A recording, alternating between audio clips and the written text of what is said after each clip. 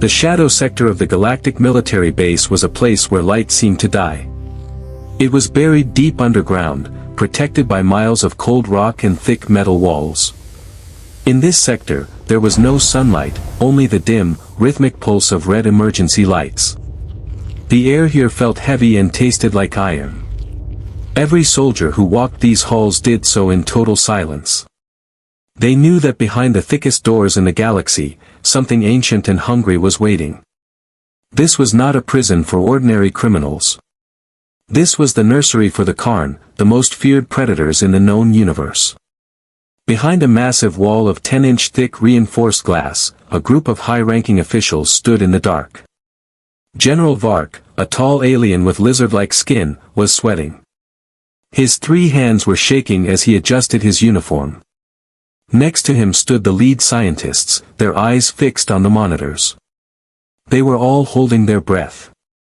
No one spoke because even a whisper felt like a death sentence in this place. On the other side of the glass was a training room made of indestructible white alloy. In the center of that room sat 4 small creatures. To any other species, they might have looked like babies, but to the galaxy, they were living weapons. These were the Karn cubs. They were 4-legged creatures covered in sleek, midnight black fur that seemed to swallow the red light. They had 4 eyes, 2 large ones in the front and 2 smaller ones on the sides of their heads. Their teeth were made of obsidian, sharper than any surgical knife. Their claws were retracted now, but everyone in the observation room knew those claws could tear through heavy battle armor as if it were wet paper. The Karn did not hunt for food, they hunted because it was their nature. Even as infants, they were faster and stronger than the elite soldiers of the Galactic Empire. The narrator's voice would be low and serious here, explaining the legend of the Karn. For thousands of years, the Karn had ruled the stars through fear. They were the ultimate hunters. But their most terrifying power was not their strength or their teeth. It was something the scientists called the predator stare. It was a biological weapon. When a Karn focused all 4 of its eyes on a target, it sent a wave of pure, psychic terror into the victim's brain. The victim's heart would slow down, their muscles would lock, and they would become paralyzed by fear. A Karn didn't need to chase you, they just had to look at you, and you were finished. Today was testing day. The scientists wanted to see if the cubs were ready for the next level of military training. The room was silent, heavy, and terrifying. The 4 cubs stood in a circle, practicing their killing gaze on a training dummy. The dummy was made of high-tech sensors, but as soon as the cubs looked at it, the machines began to glitch and fail. The energy in the room shifted. Even behind the thick glass, General Vark felt a chill run down his spine. The air in the observation deck seemed to drop by 20 degrees. The predator stare was so powerful that even the monitors were flickering with static. "They are ready," whispered one of the scientists, his voice cracking with fear. "Their instinct is perfect. They don't see playmates. They don't see friends. They only see prey. Anything that enters that room will be dead in seconds. Their stare is already strong enough to stop the heart of a full-grown Vulcan warrior. We have created the perfect monsters." The general nodded slowly, his eyes filled with a mix of pride and horror. He knew that once these creatures were fully grown, no army in the galaxy could stop them. They were the peak of evolution, designed to kill without mercy. The general turned to a control panel and pressed a glowing blue button. A heavy metal door at the far end of the training room began to hiss. The sound of hydraulic steam filled the air. The cubs immediately stopped their practice. They turned their heads in perfect unison toward the door. Their 8 eyes glowed with a predatory hunger. They dropped low to the ground, their muscles tensed, and their obsidian teeth were bared. They were ready to tear apart whatever came through that door. The suspense in the observation room was so thick it felt like it could break the glass. The scientists leaned forward, their hearts racing. They expected a combat robot or perhaps a dangerous wild beast to be sent in as a final test. They wanted to see the cubs hunt. But then, the general spoke into the intercom, and his words made everyone freeze in shock. "Open Gate 7, he commanded. "Send in a human." The observers gasped. They knew about humans. Humans were soft, they had no claws, no sharp teeth, and no psychic powers. To send a human into a room with 4 Karn cubs was not a test, it was a sacrifice. The audience is left wondering, is the human going to die? Why would the general do something so cruel? The door fully opened, and a shadow stepped into the light. The heavy metal door hissed shut with a loud, final thud, locking Elena inside the room with the 4 deadliest creatures in the sector. In the observation deck, the air was cold with fear. The scientists held their breath, some even turning their heads away, unable to watch what they thought would be a bloodbath. Elena did not look like a warrior. She was not wearing a high-tech suit or carrying a pulse rifle. She was dressed in a simple, soft jumpsuit, and her hands were empty. To the aliens watching through the glass, she looked like a fragile blade of grass standing in front of a hurricane. She took a slow step forward, her boots making a soft clicking sound on the metal floor. This small sound was like a dinner bell to the predators waiting in the shadows. The 4 Karn cubs did not move at first. They remained crouched in the corners of the room, their midnight black fur bristling. Then, in perfect silence, they began to circle her. They moved with a terrifying, liquid grace, their claws clicking rhythmically against the floor. They were testing her, looking for a weakness, waiting for the smell of fear. But Elena just stood there, her hands at her sides. She didn't scream. She didn't run. This confused the cubs. Every other creature they had ever encountered would have been trembling by now. The alpha cub, a slightly larger male with a jagged scar over one of his 4 eyes, stepped into the center of the room. He let out a low, vibrating growl that could be felt in the bones of the people behind the glass. Then, it happened. The alpha cub signaled to his siblings.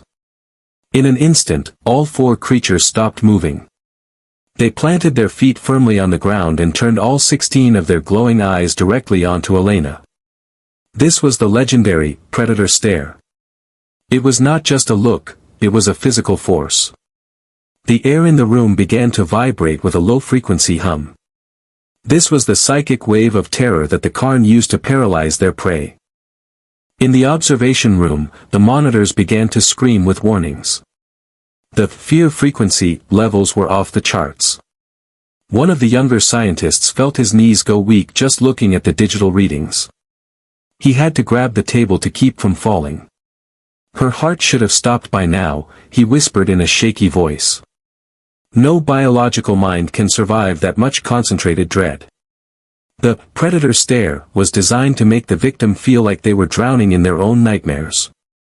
It triggered the deepest, most ancient part of the brain, telling the body that death was already here. The cubs poured every ounce of their dark instinct into that gaze. Their eyes glowed with a fierce, violet light, and the shadows in the room seemed to stretch toward Elena like hungry fingers. The suspense was unbearable. The general watched the clock. 10 seconds passed. 20 seconds. A human should have collapsed in 5. But Elena didn't fall. She didn't even blink. She just stood there, looking at the alpha cub with a strange expression on her face. Her eyes weren't wide with terror, they were narrowed, but not in anger. The cubs were becoming frustrated. Their primary weapon, the thing that made them the kings of their world, was failing. They pushed harder. The hum in the room grew louder, turning into a high-pitched whine that made the reinforced glass vibrate. The alpha cub bared his obsidian teeth, his breath coming in hot, angry puffs of steam. He stepped closer, his face only inches away from Elena's. He was pouring enough psychic pressure into her mind to crack a mountain, yet she remained as calm as a still lake. The scientists were losing their minds. They had never seen anything like this. "Is she a robot?" one asked. "No," the general replied, his voice filled with wonder. "She's something much more dangerous. She's a human." Then, Elena did something that no one in the history of the Galactic Empire had ever dared to do. She didn't pull away from the Alpha Cub's terrifying face. Instead, she leaned in closer. The cubs froze. Their predator stare flickered for a moment, their concentration broken by her total lack of fear. In their world, if something doesn't run from the stare, it means that thing is a bigger predator than you. For the first time in their lives, the cubs felt a tiny spark of something they had never known, uncertainty. They were looking at a creature that should be dead, yet she was looking back at them with eyes that held no malice, only a deep, mysterious curiosity. The silence in the room was now so heavy it felt like it would crush everyone present. The alpha cub lowered his head slightly, his growl turning into a confused whimper. He didn't understand why his power wasn't working. He didn't understand why this soft, hairless creature wasn't screaming for mercy. Elena slowly reached out her hand. The scientists behind the glass gasped, some of them reaching for the abort button. They expected the cub to snap her arm off in a single bite. Her fingers hovered just inches away from the alpha's sensitive, black nose. The atmosphere was electric, the suspense pulling tight like a string about to snap. The entire galaxy was about to change, and it was all because a human decided not to be afraid of the dark. The air in the testing chamber was thick with a psychic storm. To any other alien species, the predator stare of the Karn cubs was like a physical weight crushing their chest. The alpha cub's eyes were glowing a deep, dangerous purple, and his siblings were closing in, their obsidian claws scraping against the metal floor like knives on a plate. The scientists in the observation room were shaking. Their instruments were screaming that the level of aggression in the room was at 100%. They expected Elena to scream, to beg for her life, or to fall into a coma from the sheer terror being projected into her mind. Instead, the most unexpected thing in the history of the galaxy happened. Elena didn't scream. She didn't even flinch. A slow, wide smile spread across her face, and her eyes began to sparkle with something the aliens couldn't identify. It wasn't fear. It was pure, unfiltered joy. "Oh, you poor little things," Elena whispered. Her voice was soft and gentle, cutting through the high-pitched whine of the psychic energy like a warm breeze. The alpha cub tilted his head, his four eyes blinking in confusion. His predator stare was designed to trigger a flight or fight response, but Elena was doing neither. She was leaning forward, her face moving closer to his deadly jaws. The scientists behind the glass started shouting, "No! Stop her! She's going to get her head bitten off." But the general held up his hand, his eyes wide with fascination. He noticed that the alpha cub's growl had changed. It wasn't a growl of anger anymore, it was a sound of deep, biological confusion. The predator's brain was trying to process a situation it was never evolved to handle. Then, Elena did the unthinkable. She reached out with both hands and firmly grabbed the sides of the alpha cub's head. The creature was strong enough to crush a steel beam, but he was so shocked by her touch that he went completely still. His siblings stopped their circling, their tails twitching in surprise. Elena looked the alpha cub directly in his glowing purple eyes, the very eyes that were supposed to be the most terrifying sight in the universe, and she giggled. "You think you're so tough, don't you?" "Yes, you do. You're just trying to be a big, scary boy." Before the scientists could even blink, Elena pulled the alpha's face toward hers and planted a loud, wet kiss right on the center of his cold, black nose. The silence that followed was so loud it felt like it would pop everyone's ears. In the observation room, one of the lead scientists dropped his data pad, and it shattered on the floor. No one noticed. They were all staring at the monitors in total disbelief. The predator stare didn't just stop, it evaporated. The purple glow in the alpha cub's eyes vanished, replaced by a dull, wide-eyed stare of pure shock. His biological systems had completely overloaded. He had been prepared for a battle, for blood, and for fear. He had no defense against a smooch.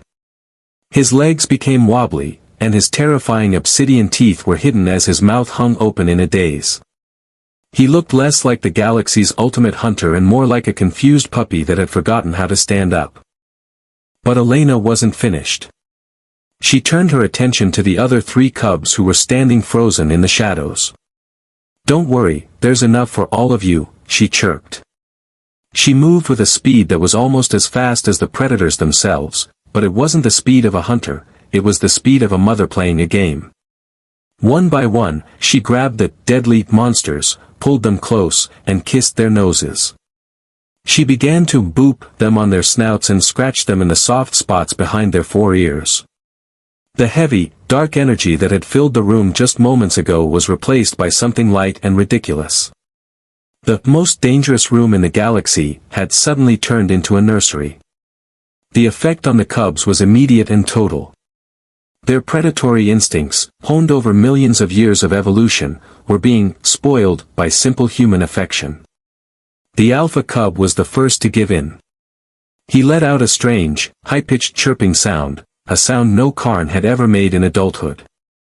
He began to lean his heavy head against Elena's shoulder, his tail starting to wag with such force that it hit the metal floor with a loud thump-thump-thump. The other cubs followed his lead, pouncing on Elena not to kill her, but to get their turn for a nose kiss. They were rolling on their backs, showing their soft bellies, a sign of total surrender that no Karn had ever shown to a living soul. The terrifying intimidation was gone. It hadn't been defeated by a weapon, it had been ruined by a kiss. In the observation room, the silence was replaced by a frantic, panicked energy. Scientists were running from one computer screen to another, checking and rechecking the data. They couldn't believe what their sensors were telling them. The fear radiation that usually surrounded the Karn cubs had completely disappeared. Instead, the sensors were picking up a massive spike in oxytocin and endorphins, chemicals associated with happiness and bonding. One scientist began pulling his hair out in frustration. "This is impossible," he shouted. "Their brain chemistry is rewriting itself in real time. They are supposed to be meat-eating machines, but their heart rates are stabilizing into a playful rhythm. She has neutralized the most dangerous predators in the sector with a facial gesture." The general just stood there, his jaw hanging open, watching the monitors as if he were seeing a ghost. Inside the room, the scene was even more surreal. Elena was now sitting cross-legged on the cold floor, and she was completely covered in black, scaly fur. The alpha cub, the one with the jagged scar, had his massive head resting in her lap. He was letting out a deep, rumbling sound that made the floor vibrate. At first, the scientists thought he was preparing to roar, but then they realized it was a rhythmic, peaceful sound. "He's purring," Elena said, looking up at the hidden cameras with a huge grin. "Can you believe it? These big, scary monsters are just giant, four-eyed purr machines." She started scratching the alpha right behind his middle set of eyes. The creature's legs kicked out involuntarily, hitting the wall with enough force to dent it, but his expression was one of pure, mindless bliss. The other 3 cubs weren't going to be left out. They began to compete for Elena's attention, nudging each other out of the way with their powerful shoulders. They weren't using their claws or teeth, they were using their weight to play wrestle. One of them, a smaller female cub, grabbed Elena's sleeve with her obsidian teeth and gave it a gentle tug. The scientists gasped, thinking the arm was about to be ripped off. But the cub was careful, incredibly careful. She was using only a fraction of her strength, moving like a kitten with a ball of yarn. Elena laughed and booped the small cub on the nose. "Not today, princess. That's my favorite shirt." The deadliest hunter in the galaxy actually looked embarrassed, dropping its ears and tucking its tail between its legs. This was the most confusing part for the military observers. They had spent millions of credits training these creatures to be cold and heartless. They had kept them in the dark, fed them raw meat, and never showed them a single moment of kindness. They believed that predatory nature was something that could never be changed. But in less than 10 minutes, a single human had dismantled years of military conditioning. Elena began giving them names. She pointed to the alpha and called him Mr. Wiggles. She called the fiercest female, Cupcake. To the aliens watching, this was the ultimate insult to the Karn legacy. These were creatures whose names were usually spoken in whispers, names like the Bone Crusher or the Shadow Death. Now, they were being called Cupcake. However, there was still a thick layer of suspense in the air. The lead scientist, Dr. Zork, leaned into the microphone. "Elena, be careful," he warned, his voice trembling. "The Karn are known for falsified submission. They might be acting sweet just to get you to lower your guard. As soon as you turn your back, their killing instinct will return. Get out of there while you still can." Elena didn't move. She looked at Mr. Wiggles, who was currently trying to lick her hand with a tongue that looked like it was made of sandpaper. She looked back at the glass and shook her head. "You guys don't get it," she said. "They aren't acting. They've been waiting for this. You treated them like monsters, so they acted like monsters. I'm treating them like babies, so they're acting like babies." To prove her point, Elena did something incredibly dangerous. She stood up and walked toward the exit door, turning her back completely on the four predators. The scientists held their breath. This was the moment of truth. If the predator stare was going to return, it would be now. The cubs stood up immediately. Their eyes narrowed. Their muscles tensed. The alpha, Mr. Wiggles, let out a sharp bark and lunged forward. The general reached for the emergency weapon trigger, ready to vaporize the area. But Mr. Wiggles didn't bite. He ran past Elena and sat down right in front of the door, blocking her path. He looked up at her with all four eyes, whimpering and wagging his tail. He wasn't hunting her, he was begging her not to leave. The killers were gone. The puppies were here to stay. The atmosphere in the galactic base shifted from confusion to high alert. General Vark was not a man who liked to lose control. He looked at the screen, seeing the deadliest predators in history acting like house pets, and he felt a surge of frustration. "This is a military facility, not a daycare," he barked at the scientists. He believed that the human had simply glitched the cubs' brains and that their true, violent nature was still hiding just beneath the surface. He decided to trigger the Alpha Omega Protocol. This was a test designed to force a Karn into a killing frenzy. He ignored the protests of the scientists and entered a code into the main console. A warning siren began to wail throughout the shadow sector, its loud, piercing sound echoing off the metal walls. Inside the room, the cubs' ears twitched. They recognized that sound. It was the signal for a high-threat hunt. Suddenly, a section of the floor opened, and a massive -9 Malawian Quachas combat droid rose into the room. This robot was twice the size of Elena, covered in heavy black armor and equipped with serrated spinning blades and red laser eyes. The droid was programmed to mimic the scent and movements of a rival, Xenahunter, the natural enemy of the Karn. The robot began to emit a low, mechanical growl, and its sensors locked onto the cubs. The general wanted to see if the cubs would drop their playful act and turn back into monsters to destroy the machine. The suspense was so thick it felt like the air was vibrating. Elena stood up, looking at the giant robot with concern.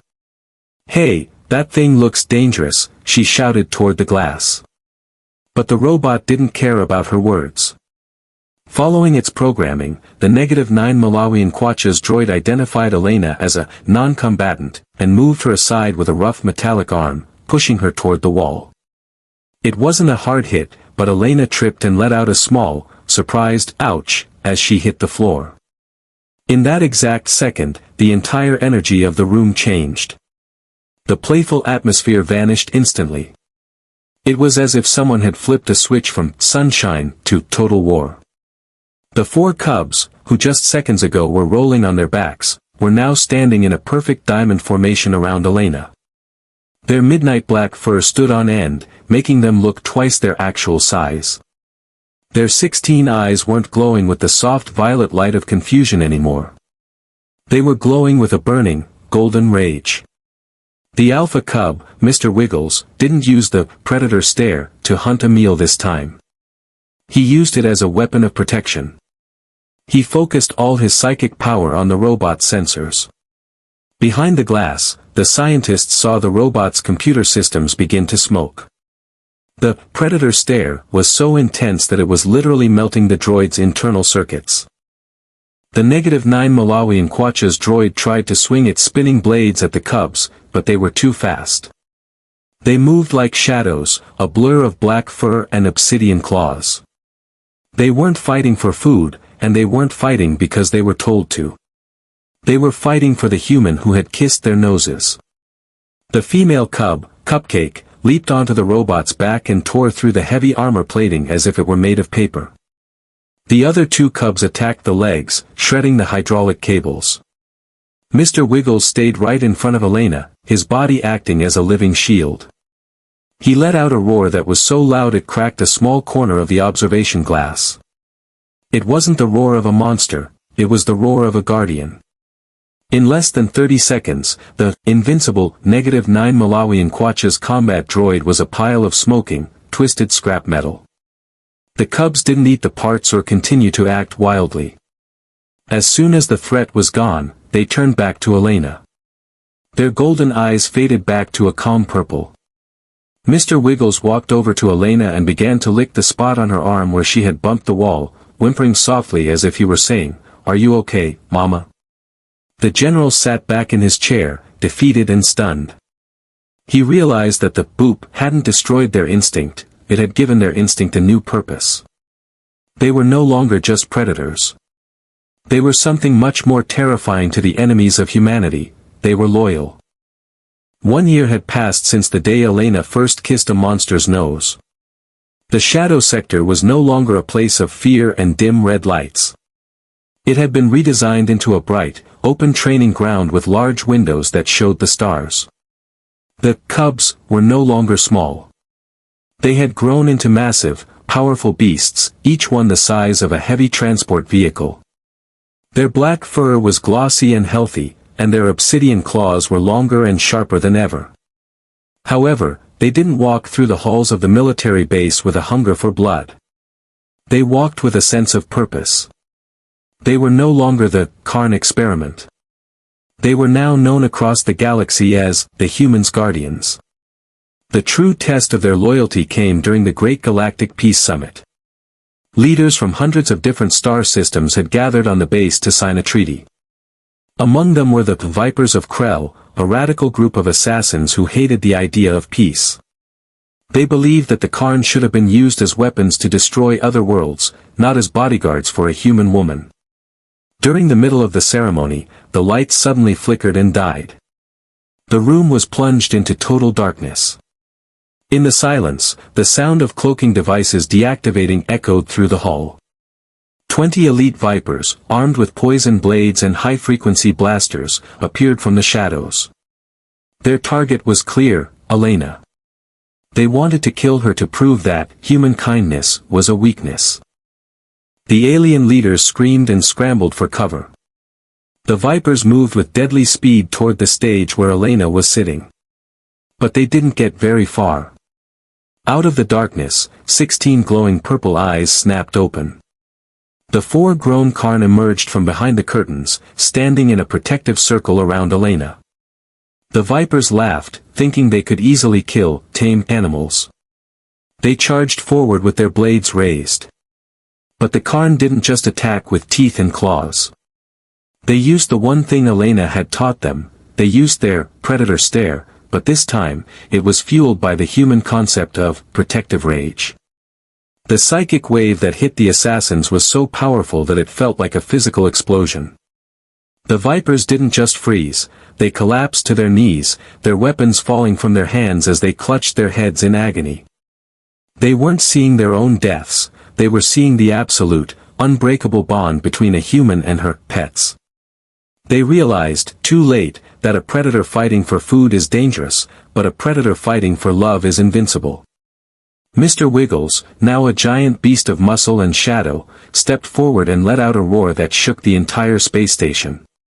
The assassins were so paralyzed by fear that they couldn't even move when the security teams finally arrived to arrest them. When the lights came back on, the room was silent.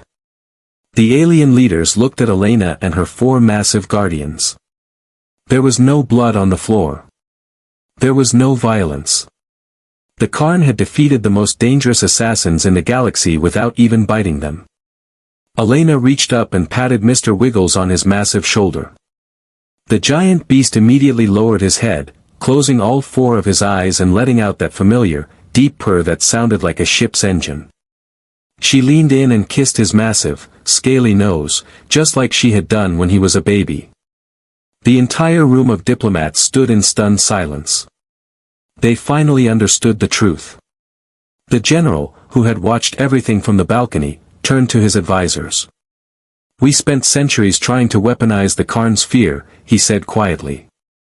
"But the humans did something much more effective.